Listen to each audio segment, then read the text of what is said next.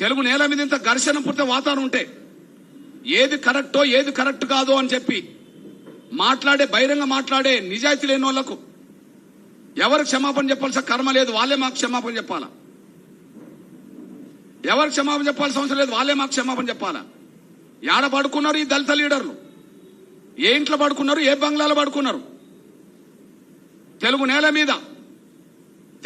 మీద 30 ఏళ్ల ఉద్యమం జరుగుతుంటే న్యాయమని అన్ని పార్టీలు ఒప్పుకుంటే, న్యాయమని కమిషన్లు ఒప్పుకుంటే, న్యాయమని రాష్ట్రపతులు ఒప్పుకుంటే, వర్గీకరణ న్యాయమని ప్రధానమంత్రులు ఒప్పుకుంటే, వర్గీకరణ న్యాయమని సుప్రీంకోర్టులు ఒప్పుకుంటే 58 కులాల్లో 59 కులాల్లో 58 దళిత కులాలు న్యాయమని ఒప్పుకుంటే వర్గీకరణ వ్యతిరేకించే మాలల్ని తప్పని మాలలకు నాయకత్వం వహించే లీడర్లకు సోయి లేకుండా పోతే మరి దళితులకు నాయకత్వం వహించినామని చెప్పే ఆ లీడర్లు ఇప్పుడు ఎక్కడ పడుకున్నారు?